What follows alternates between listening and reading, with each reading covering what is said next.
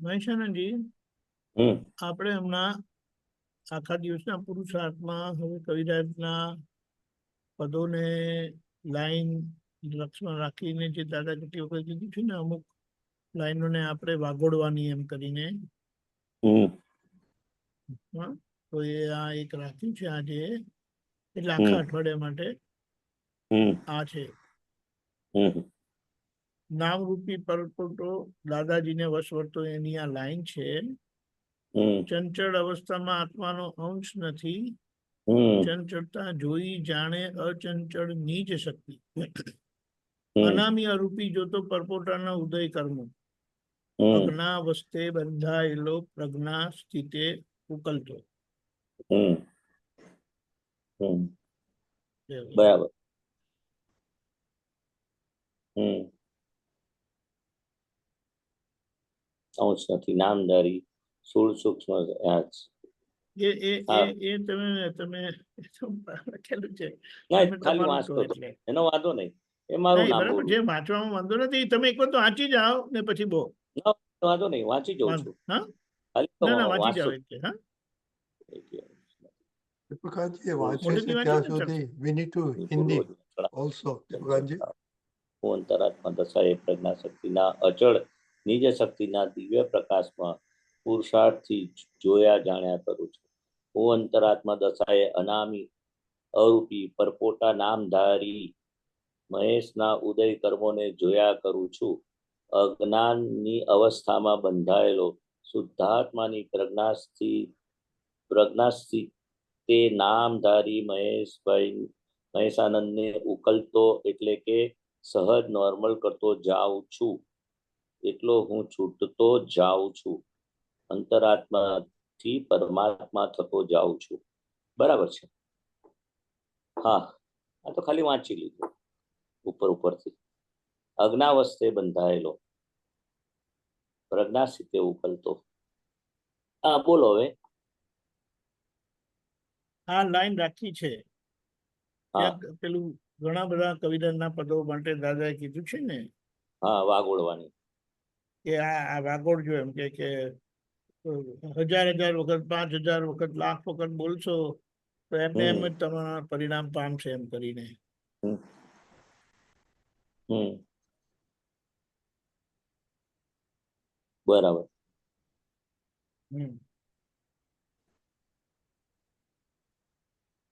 આપણે કેટલી વખત અહીંયા 2 થી 3 નો જે પ્રોગ્રામ હોય છે ને બપોરનો, એમાં આવી રીતે કવિરાજની લાઈનોને 15 મિનિટ લગી, અડધો કલાક લગી ગાઈએ બોલવાનું છીએ. રાખીએ છીએ એમ કરીને, બરાબર. 5 વખત કે 10 વખત.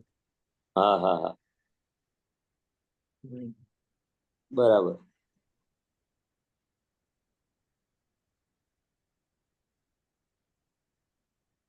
એટલા માટે તમે શું કહો છો એમ કરી? શું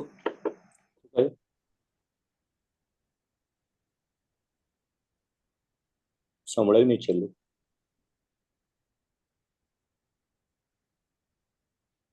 એટલે આના વિશે કે છે, તમે વાત કરો, ખુલાસ હા, કરો. વાત કરું. અચ્છા, આના વિશે ફોટ પાડીએ આપણે આગળ એમ સત્સંગની વાત કરીએ આના વિશે. જે આ રીતે એવું સામાયિક લેવાનું કે આ લીટી 10-10, 15-15 વખત ગાવાની, વાગોળવાની. એટલે આપણે શું છે, એક લાઈન વાગોળવાની એટલે શું, ગઈ ને એના પર મંથન કરવાનું કે આ શું ચંચળ અવસ્થામાં આત્માનો અંશ નથી. એટલે આ ગાઈએ અને પાછું જે ચંચળ વાળો ભાગ છે કયો છે એવું બધું એનાલિસિસ કરવાનું. હમણાં સત્સંગમાં એ વાત નીકળી ને દીપકભાઈ સાથે કે આ મન વચન કાયા રૂપી જે અવસ્થા દેખાય છે એની, તે નિકાલી અવસ્થા છે, ચંચળવાળી છે, અસ્થિરવાળી છે, ઊંચા નીચા પરિણામ વાળી છે, પારકી છે. એમાં આત્માનો એક અંશ નથી. એ રમકડું ચાવી આપેલા પૂતળા જેવું છે. આ જે અવસ્થા દેખાય છે, સાથે સાથે રહેવાનું થાય છે એની જોડે, તો એ ચંચળવાળો ભાગ છે. એમાં આત્માનો એક અંશ નથી. ને ચંચળતા જોઈ જાણે, તો એ ચંચળતા ને જોવાનું જાણવાનું આપણો અચંચળ વાળો નિજ શક્તિ વાળો શુદ્ધાત્માનો ભાગ એટલે કે અચંચળતા વાળો છે. એને જોવાનું છે, જાણવાનું છે કે છે. એટલે આ વાગોળે આખો દિવસ કે કઈ કઈ અવસ્થામાં આપણે ચંચળ થઈએ છીએ, આ મન વચન કાયા, તો કે એ હું નથી. દરેક ચંચળ અવસ્થામાં હું શુદ્ધાત્મા છું. આ વિચાર એક આવ્યો અને એ એ ચંચળ વાળો ભાગ છે. પણ જ્યાં આપણે મને આવ્યો થાય છે, મને આવ્યો, મેં કર્યો વિચાર, તો કે એ આપણે છૂટું પાડવાનું. એમાં આત્માનો અંશ નથી, એ મારા પણ એમાં નથી, હું પણ એમાં નથી. હું કોણ? એ શુદ્ધાત્મા. ચંચળ વાળો જે વિચાર આવ્યો, ઊંચો નીચો, ડિપ્રેશનનો, એલિવેશનનો, ગમતો ના ગમતો, જે કઈ આવ્યો તેમાં આત્માનો અંશ નથી. એટલે આત્માનો અંશ નથી એટલે મારો નથી, હું એમાં નથી. એક અંશ પણ હું એમાં નથી. એનાથી તદ્દન નિર્લેપ, અસંગ, અચ્યુત એવો જુદાપણાનો મન વચનતાથી અથવા મનથી તદ્દન જુદો, તદ્દન ભિન્ન, તદ્દન લેપાયમાન ભાવ વગરનો કોઈ બી પરિણામ એ એના વગરનો હું એવો શુદ્ધાત્મા છું કે છે. એમાં આત્માનો અંશ નથી. ચંચળતા જોઈ જાણે અચંચળ નિજ શક્તિ. ચંચળ વાળો ભાગ એ ચંચળતાને જોઈ ના શકે, જાણી ના શકે. અચંચળ વાળો જ નિજ શક્તિ એટલે પોતાના સ્વરૂપનો જ ભાગ એ અચંચળતાને જોઈ જાણી શકે. એટલે દાદા કહે છે જે ક્રિયા થઈ રહી છે એ ક્રિયા એ પોતે કોઈ ક્રિયાને જાણનારો ભાગ જુદો જ હોય ને જે જાણનારો ભાગ ક્રિયા કરી શકે નહીં. બે બંને ભિન્ન રેખા દાદાએ બતાવી. એની સાથે આ પદ ગાતા ગાતા એને એનાલિસિસમાં પણ મૂકી દેવાનું. આ ચંચળતા જોઈ જાણે અચંચળ નિજ શક્તિ. કે આપણી નિજ શક્તિ શુદ્ધાત્મા કેવો છે? અચંચળતાના ભાગને જોનારો, જાણનારો છે. જુએ છે આવી ચંચળતા ઊભી થઈ, આવું ઇમોશનલ પણ ઊભું થયું, આવું ડિપ્રેસ પણ ઊભું થયું, આવી ગમવું પણ ઊભું થયું, ના અણગમો ઊભો થયો, વધારે રાગ થયો એના માટે ડિસાઇડમાં, વધારે એના માટે અણગમો દ્વેષ ઊભો થયો. તો કે એ જોયું કોણે, જાણ્યું કોણે? તો કે છે આ સાથે સાથે પદ ગાતા ગાતા સામાયિકમાં લઈ લેવાય કે છે. અનામી અરૂપી જોતો પરપોટના ઉદય કર્મો. અનામી અરૂપી, અનામી અરૂપી જોતો પરપોટના. અનામી કોણ? આપણે શુદ્ધાત્મા. એ નામ નથી. અરૂપી કોણ? આપણે શુદ્ધાત્મા. રૂપી કોણ? મન વચન કાયા. નામી કોણ? જેનું નામ છે, દેહનું નામ છે એ પરપોટાના ઉદય કર્મો. એને પરપોટો કીધો કે છે દાદા કે સાહેબ પરપોટો છે કે ફૂટી જતા પેલા કામ કાઢી લો. આપણે મન વચન કાયા રૂપી પરપોટો છે. એના ઉદય કર્મો આવા ઉદય કર્મ આવે તો જો આપણે ઉદય કર્મમાં આપણે આયા તો એમાં આપણે લેસન લેવાનું છે. કઈ બી ભોગવટો આવ્યો, કઈ પણ એવા ઉદય કર્મ આયા તો તમે એને અનામી અરૂપી એ જોયું કે આ પરપોટામાં શું શું ઉદય કર્મ આયા છે. પરપોટો નાશવંત છે, રિલેટિવ છે, ટેમ્પરરી. પાછો પરપોટાને કહેવાનું ખરું કે આ ઉદય કર્મ કોને આયા? શુદ્ધાત્માને નથી આયા, પરપોટાને આયા છે. એ ટેમ્પરરી રિલેટિવ વાળા ભાગને આયા છે. તો કે જો તારા ઉદય કર્મ તો જો જે આયા તે તને ઉદય કર્મ, પણ તું ઉદય કર્મ થી મુક્ત શુદ્ધાત્મા છું ના આયા છે. એમાં તું કેટલો છેતરાયો, કેટલો ભળ્યો, કેટલું અંદર રસ ચાખ્યો, કેટલી લાલચ ઊભી થઈ.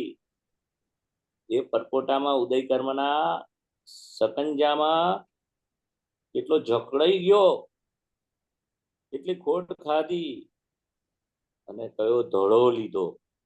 દાદા કે એક સંજોગો તમને જ્ઞાન આપીને જાય છે, તમે ધડો લેજો કે. એટલે આ ઉદય કર્મો કોઈને છોડે નહીં.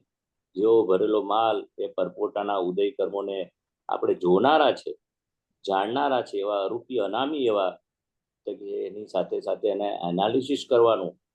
ઓહો આ તો બહુ ખોટનો ધંધો થયો, બહુ ખોટ ખાધી ને પેલું થયું હોય. ચલો સત્સંગના સંજોગોના એવા ઉદય કર્મો ભેગા થયા, કીર્તન ભક્તિના એવા બહુ સેવાનો લાભ મળ્યો, ઉપયોગપૂર્વક ગવાયું અને તો એ પણ જોવાનું છે પરપોટાના ઉદય કર્મ કે આ બધા સંજોગો કેટલા સરસ પાસરા થયા, કીર્તન ભક્તિ સત્સંગમાં જવાયું, બધાના આપણે શુદ્ધાત્મા જોવાનો, આજ્ઞા પાળવાનો બધું આવે. પણ આ પરપોટાના આ કળિયુગમાં 80% કેવું આવે કે આ બધો કચરો વાળો માલ તે કળિયુગમાં જન્મ થયો તો બધો રબીશ મટીરિયલ છે ને એવા સંજોગો આવે એને આપણે કે છે જોવાના છે, કે છે જાણવાના છે, એનાલિસિસ કરવાનું છે. હવે ખોટ ખાવી નથી. ઉદય કર્મ તો આવીને ખોટ બી ખવડાવીને જતા રહેશે. હવે એમાંથી લેસન લેવાનું, પાઠ શીખવાનો. હવે ભૂલ આવી થવી જોઈએ, હવે આવું છેતરાવું નથી. કે આળસ, પ્રમાદ કે આવું લોપડ ચોપડમાં કે આવી અટકણ જે પડી હોય, જેને જેવી હોય એ અટકણમાંથી બહાર નીકળવું છે આવા ઉદય કર્મમાંથી. દાદા કે છે તો સ્લીપ કરનારા બી ઉદય કર્મ આવશે. આ ચોમાસામાં તો કેવું થઈ જાય, એવા કળિયુગના લપસણા ઉદય કર્મ આવે. તો કે છે એટલે જ કે છે એ એમાંથી શીખવાનું છે કે ગમે તેવું થઈ જાય તો હે દાદા ભગવાન, મને આવા ઉદય કર્મ જે અવળા સંજોગો બધા આવે છે એમાં મને મારી સ્થિરતા રહે, આજ્ઞામાં રહે, એવા કે છે એ પરપોટાના ઉદય કર્મને હું જોઉં, જાણું, એના પ્રતિક્રમણ કરું અને દાદા પાસે શક્તિ માંગું. અજ્ઞાવસ્થાએ બંધાયેલો પ્રજ્ઞા સ્થિતિ ઉકલતો. એટલે અજ્ઞાનતામાં જે બધું બાંધીને લાયા છે ને એટલે તો અવળું નીકળે છે. સવળું તો કશું બાંધીને જ નથી લાયા. તે કે બધું અવસ્થામાં રૂપે બંધાયેલો એ બધું જે અજ્ઞાવાળું નીકળે છે તો પ્રજ્ઞા સ્થિતિ ઉકલતો. પ્રજ્ઞા એટલે આત્માના પક્ષવાળી 5 આજ્ઞા જે આપણને ચેતવનારી ભાગ છે પ્રજ્ઞાના પક્ષવાળું. તો કે હવે ફરી પાછું એને નિશ્ચય કરાવવાનો, ફરી આમ પ્રતિક્રમણ કરાવવાના, ફરી એને કહેવાનું કે આ લપસણા કાળમાં બહુ સાચવીને પગ મૂકજે. એક પણ વસ્તુ હમણાં સત્સંગમાં કીધું ને કે મનના કયા પ્રમાણે સાંભળ્યું બધી અજ્ઞાવસ્થા છે, બધું બંધન છે. એ તો અંદરથી સાંભળ્યું છે કેટલા અવતારોથી, એટલે પછી સાંભળવાની ટેવ હેબિટ્યુટેડ થઈ જ ગઈ છે. એટલે પ્રજ્ઞા શું બતાવે? હવે મનનું સાંભળવું નથી, હવે આજ્ઞાનું સાંભળવું છે. એટલે અજ્ઞાવસ્થે બંધાયેલો. એટલે અજ્ઞાવસ્થા એટલે શું કે અજ્ઞાનતામાં જે કઈ અવળા બધા કર્મ બાંધીને ગયા અવતારના લાયા છે ઉકલી રહેશે, એમ બાંધીને કર્મ લાયા છે. હવે પ્રજ્ઞાના કયા પ્રમાણે દાદાના પ્રજ્ઞા છે, દાદા ભગવાનની શુદ્ધાત્માથી તૂટી પડેલી શક્તિ. હવે એ જ્ઞાને કરીને હવે મારે મનનું સાંભળવું નથી, બુદ્ધિનું સાંભળવું નથી, આજ્ઞાનું સાંભળવું છે. પ્રકૃતિનો પક્ષ લેવો નથી, પ્રકૃતિનું ઉપરાણું લેવું નથી. એટલે આ જ્ઞાનની જ વાત આવશે છેવટે.